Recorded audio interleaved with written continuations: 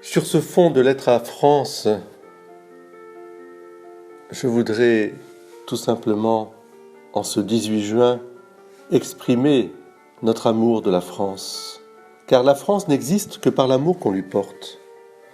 C'est si vrai que, depuis les temps les plus reculés, ce pays, d'une incroyable diversité et en même temps unité, d'une beauté tout à fait extraordinaire, bordé de ces mers différentes, de ce climat aussi tempéré, on l'aime, on la façonne, on le façonne.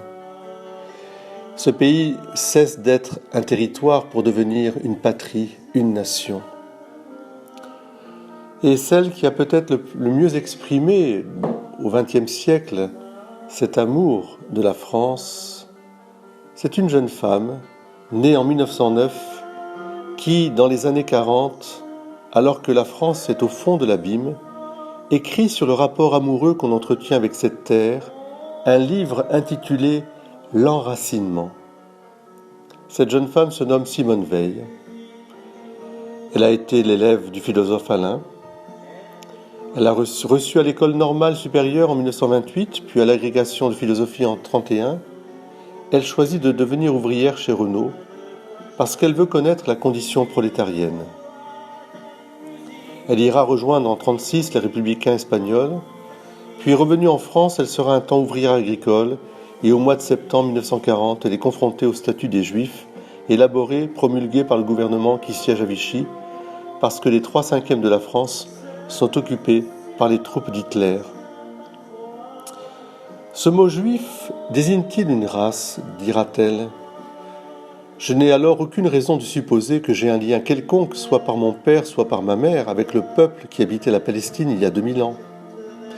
Ayant à peu près appris à lire dans les écrivains français du XVIIe siècle, dans Racine, dans Pascal, en ayant eu l'esprit imprégné à un âge où je n'avais jamais entendu parler de juifs, s'il y a une tradition religieuse que je regarde comme mon patrimoine, c'est la tradition catholique. En 1942, elle quitte la France et après un séjour à New York, elle rejoint à Londres la France libre du général de Gaulle. Rédactrice au siège du commissariat à l'intérieur de la France libre, elle se prive de nourriture pour partager avec la population française le rationnement. La nuit, elle écrit, elle s'épuise.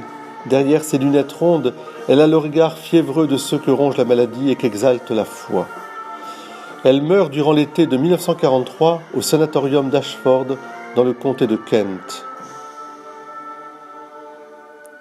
Morte d'amour pour la France, ne voulant pas demeurer à l'abri, même si cet abri était la France libre, à Londres, exposer son corps, souffrir, mourir, pour être comme ces résistants qui prennent dans la France occupée tous les risques.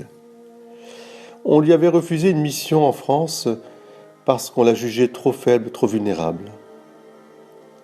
Alors elle offrit son corps et son âme en sacrifice. Le patriotisme a toujours existé, aussi haut que remonte l'histoire, écrit-elle. Vercingétorix est vraiment mort pour la Gaule. Elle est exigeante et lucide. Poser la patrie comme un absolu que le mal ne peut souiller est une absurdité éclatante, affirme-t-elle. Mais l'amour demeure. Un amour parfaitement pur de la patrie qui a une affinité avec les sentiments qu'inspire à un homme, ses jeunes enfants, ses vieux parents, une femme aimée. En ce 18 juin, nous aussi, lettre à France, aimons la France d'un amour reconnaissant, la terre de nos pères, de nos héros, de nos saints. Amen.